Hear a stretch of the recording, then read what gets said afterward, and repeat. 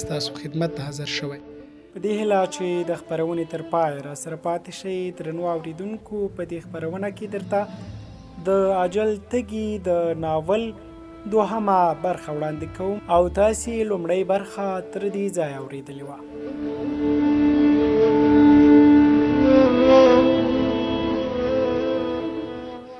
تا ولې په انګلیسي یا عربي خبرې ونه کړې؟ حبیب ځواب ورکړ. زموږ د ډلې مشر په انګلیسي یا عربي نه پوهیږي. هغه تل په محلي ژبه غږیږي. ولې تا ته پر دې باندې څه اعتراض دی؟ زرینې وویل. هسې غوښتل مې اطمینان حاصل کړم چې آیا ما چې څه غوښتل تا هماغسې وکړل؟ حبیب ورته وویل.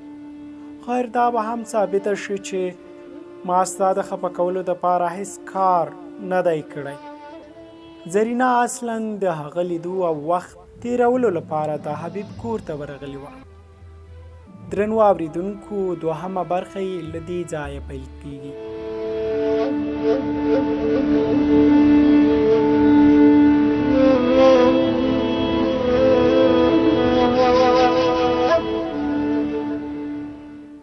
زرینه اصلا د هغه لیدو او وخت تیرولو لپاره د حبیب کور ته ورغلې وه.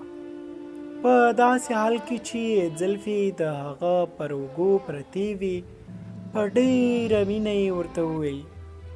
تا زما د خبرې په منلو سره زما زړه باغ باغ کړو. زما په زړه کې دې د ځان لپاره مینه نوره هم زیاته کړه. حبیب هغه ښکل کړه او ورته یې وویل مینه به بیا وروسته وکړو. اوس چې ما کوم زنګ وهلی د هغې ځواب به راځي. دا به اټکل کېږي چې زما پر ځای کوم مجاهد د دغه عملیات لپاره ځي. له دې ټاکنې وروسته به زه د څو ورځو لپاره رخصتېږم. بیا به د کوم راتلونکي عملیات لپاره زما طبي معاینات ترسره کېږي. زرینه په داسې حال کې چې له زیاتې غوسې نه تکه سره واوښته ویې ویل زه به تا بیا هېڅکله دغسې فعالیتونو کې ګډون ته پرېنږدم. حبیب وویل خو زه چې تر څو لبنان کې یم د خپل ګوند د قوانونو پلیتوب را باندې حتمي دی. که څه هم دم ګړۍ مې ستا په خاطر خپله لاره بدله کړه. هغه ډېره خوشحاله وه او د خپل حبیب له اداګانو زارېدله. نږدې 20 دقیقې وروسته د دروازې د ټک ټک غږ راغی. حبیب ودرېده. زرینې وویل دا څوک کیدی شي؟ دغه وخت دوی یو د بل لاسونه سره ټینګ نیولي وه. حبیب وویل زه چې وګورو څوک دی. کله چې دواړه د کور له بېلابېلو برخو څخه تیر شول او عمومي دروازه یې خلاصه کړه، نو د خلاصېدو سره سم څو تنه مسلح ځوانان کور ته وردننه شول. زرینې چغې کړې دا ستا د تنظیم کسان دي؟ حبیب وویل اوهو، دوی ما په خپله راغوښتي دي. بیا یې د خپلو ملګرو څخه وپوښتل د مشر څه حکم دی؟ یو یې په ځواب کې وویل د هغه حکم دی چې میرمن زرینه دې په همدې کور کې بنده وساتل شي. زرینې حبیب ته په ډېر قهر سره وکتل او ورته یې وویل دا ته څه وایې؟ آیا ته ما ته دوکه راکوې؟ ما ته؟ حبیب وویل ته ورته دوکه ویلی شې، خو دا زما پلان و ځکه چې زه د یوې ښځې د خبرو تر اغېز لاندې نشم کولی د خپلو خلکو او خپل هیواد تقدیر وران کړم. زرینې ځواب کې په ډېرې غوسې سره وویل ته ما ته فقط یوه ښځه وایې؟ ما ته خپله محبوبه او د خپل زړه څر نه وایې؟ ته زما په دوکه کولو او زما د زړه په ماتولو سره غواړې چې زما د مینې توهین وکړې؟ غواړې یوه ښځه په خپلو نظرونو کې وغورځوي؟ حبیب وویل ته یې چې هر څنګه ګڼې زړه دی، خو خدای شاهد دی چې که ستا پر ځای زما مور هم زه د خپل وطن لپاره د قربانولو نه منع کړی وم، نو ما به د هغې خبره ځمکې ته غورځولې وه. زرینې وویل ستا وطن پالنه دې سر وخوري، زما یې د هغې سره څه؟ خو ته زما د بندي کولو خبره ولې کوې؟ حبیب وویل فقط د دې لپاره چې له دې ځایه وتلو سره ته کولی شې چې زموږ ټول پلان بهر ته کړې تر سبا سهار پورې چې تر څو زموږ برید بریالی کیږي تا ته به ستا ازادي درکړل شي. زرینه په ژړا شوه او په ژړا ژړا کې وویل تا زه دوکه کړې یم، زه څنګه باور کولی شم چې ستا له مرګه وروسته به ما ته ازادي راکړل شي؟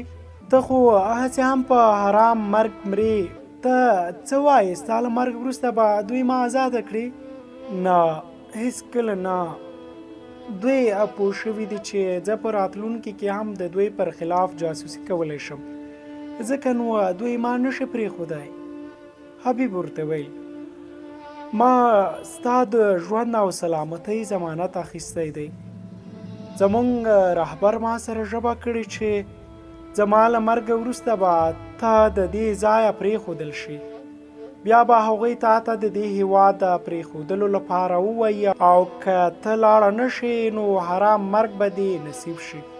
بیا هغه خپلو ملګرو ته وویل زه ځمه، دا دلته ښه په سختۍ سره تر نظر لاندې ساتئ. په تلو کې وایم چې دا زما د زړګي سر دی، ګوره چې څه نقصان ورته ونه رسوئ.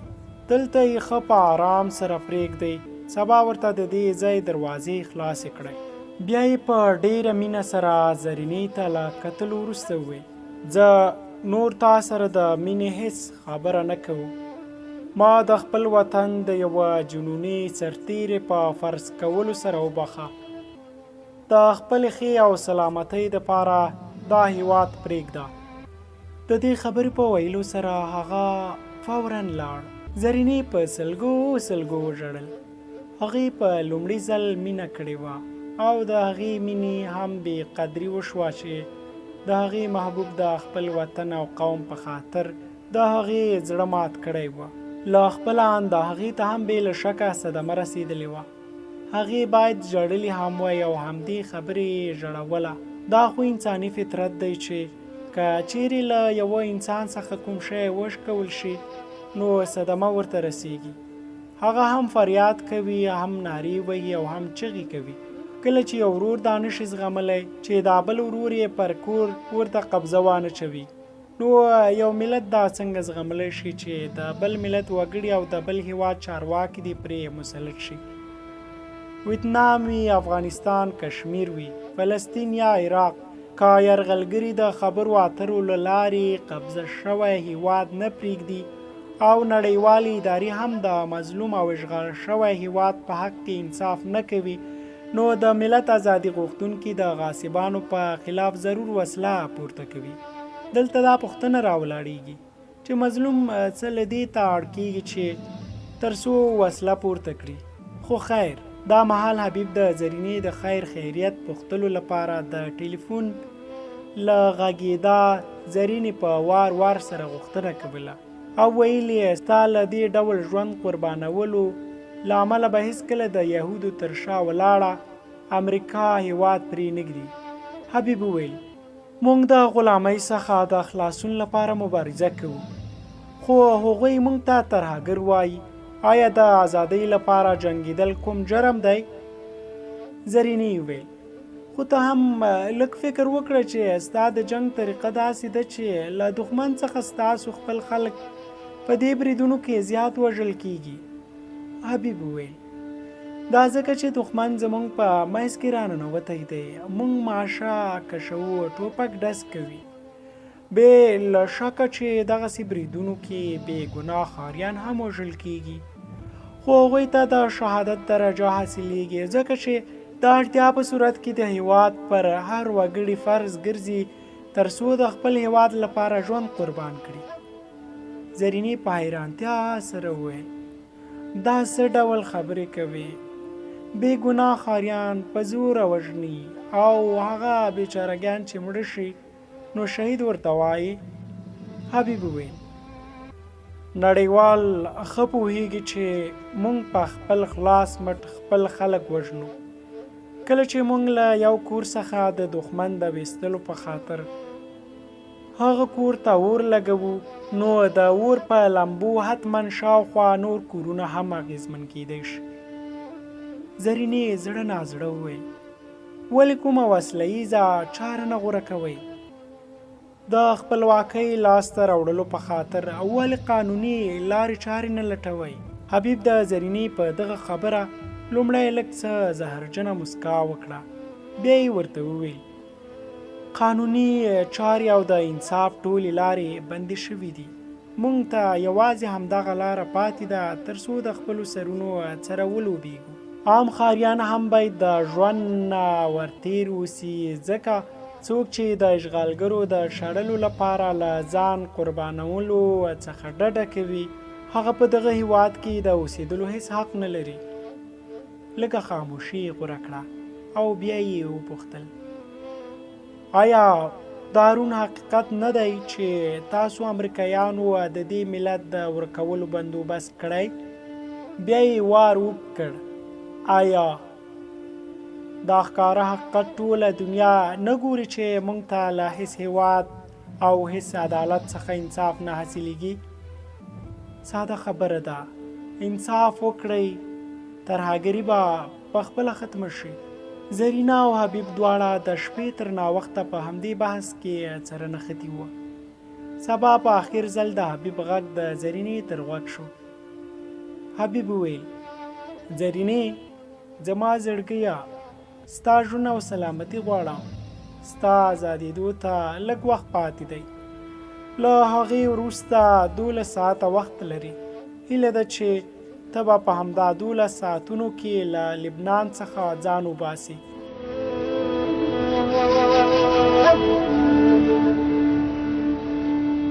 حبیب عزیزي دا وخت په جماعت کې د ماښام د لمانځه له ادا کولو څخه راستون شوی او له خپلې زرینې سره په ټلیفون غږېده. حبیب وویل زرینې زما دا خبرې وروستۍ خبرې وګڼه، زما د ځان وژنې څخه وروسته به ته آزاده شي. د هغې څخه وروسته بیا به تر 12 ساعتونو پورې تر سختې څارنې لاندې وي. که په دې موده کې دې دا هیواد پرې نه خوده نو د کومې نامعلومې مرمۍ ښکار به شي. همدا زما وروستۍ یادونه ده. هغه د ټلیفون د ګوشې له مچولو وروسته وویل د الله په امان. هغه له جماعت څخه وروسته په هوټل کې د ټلیفون له لارې غږېده. د هغه وروستۍ هیله دا وه چې زرینې ته څه ضرر ونه رسول شي او پوره باور یې هم درلود چې د تنظیم رهبر او مجاهدین به هغې ته تر 12 ساعتونو هیڅ ډول ضرر ونه رسوي. کله چې د هوټل کوټې ته ننوت نو د قرآن کریم تلاوت یې پیل کړ. په دغه کار سره یې غوښتل زړه ته اطمینان ورکړي، که څه هم په زړه باندې یې هیڅ بوج نه وه. په 9 بجو پورته شو، غسل یې وکړ، د کفن په څیر سپینې جامې په تن کړي او په انتظار کېناست. لږه شیبه وروسته د ټلیفون زنګ راغی. هغه ورغی، غوږۍ یې پورته کړه او ویې ویل حاضر یم. له بل لوري وویل شو له هوټل بهر راوځه، ستا لارۍ همالته ولاړه ده. هغه چالان او لږ له مخکې تلو وروسته ودرېږه، زموږ کسان اشاره درکوي.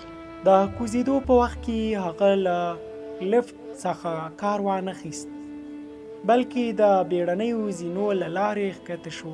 وروسته بیا د هوټل د شاتنۍ دروازې له لارې بهر ته ووت. د دروازې شاته تیاره یوه لارۍ ولاړه وه. هغه د لارۍ لور ته ورغی او د موټروان پر چوکۍ کېناست. د موټر تر څنګ سیټ باندې ور د مخه بل کس ناست و.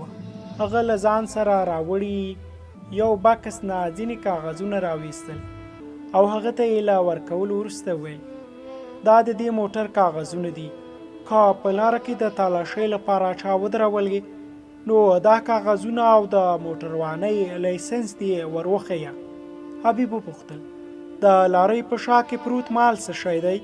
هغه کس وویل لاندې باندې ټول منسوجات دي، که پر تا باندې څوک څه شک هم وکړي نو ګاډی به تالاشي شي او له هغې څخه هیڅ هم لاسته نشي راتلی.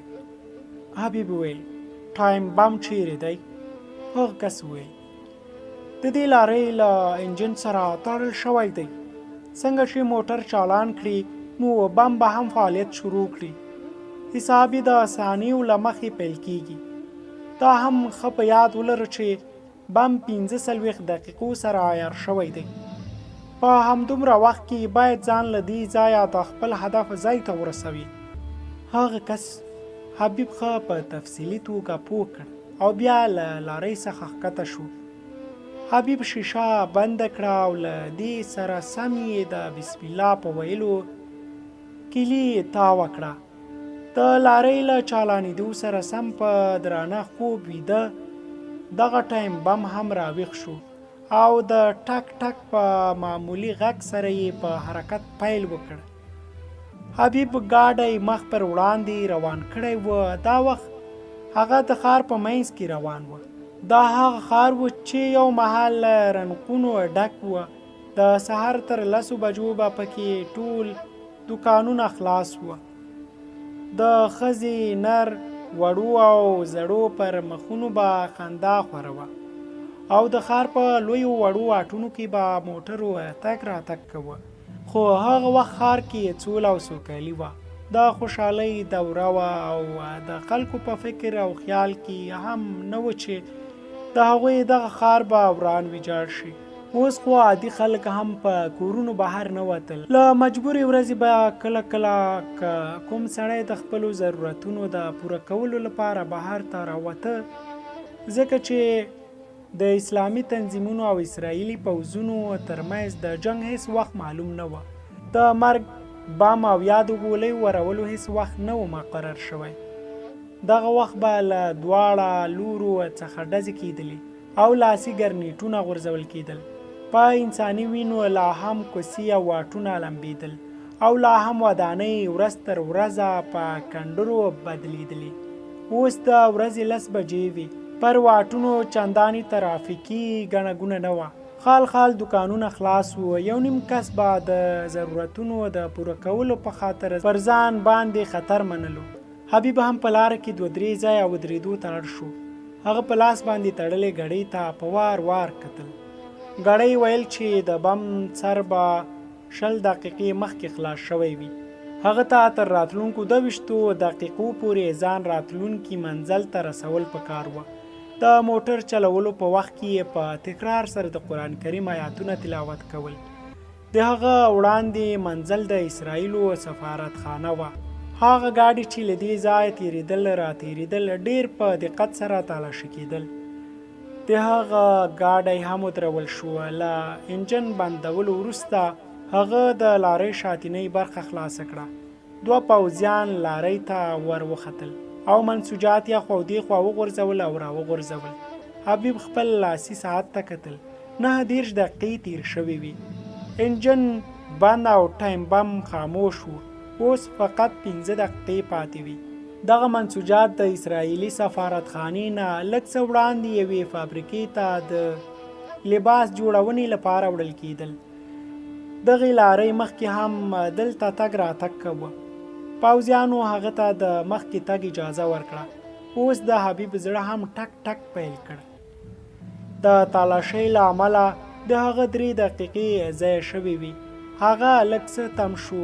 یو پوځي افسر په غوسې سره ترې وپوښتل، څه پرابلم دی؟ مخکې ولې نه ځې؟ حبیب په عاجزۍ سره وویل، بس دا دی روانېږم، همدا اوس روانېږم. سفارت له هغه ځایه د 2 دقیقو په واټن کې پروت و. اوس هغه باید 1 دقیقه کې ځان فابریکې ته رسولی وی. 1 دقیقه وروسته هغه ناڅاپه لارۍ په ښي لور تاوه کړه او په تیزۍ سره مخکې ولاړ. د دغه احاطې ولاړو مسلح عسکرو ورته په چیغو چیغو نارې وهلې. ای دې خوا څه له راځې؟ حبیب د هغوی د خبرې پوره کېدلو نه مخکې دروازه ماته کړه او په تیز رفتار سره د سفارتخانې ودانۍ ته ور دننه شو. له دې سره سم له هرې خوا پرې د ګولیو باران جوړ شو. تر بهرنۍ دروازې رسیدو پورې د هغه د ګاډي یوه پایه د ډزو له کبله له کاره ولوېده. خو له دې سره سره بیا هم د لارۍ په رفتار کې څه کمی رانغی. د همدغه دروازې له لارې هغه دننه ننوت. 45 دقیقې پوره شوې.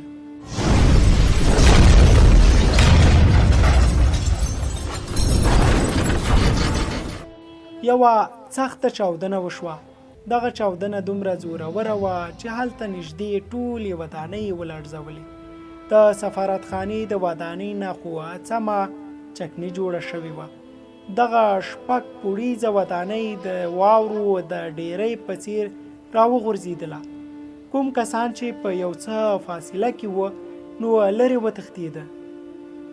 څوک چې نږدې وو هغوی ته خو هسې هم د مرګ میلمستیا ور په نصیب شوې وه.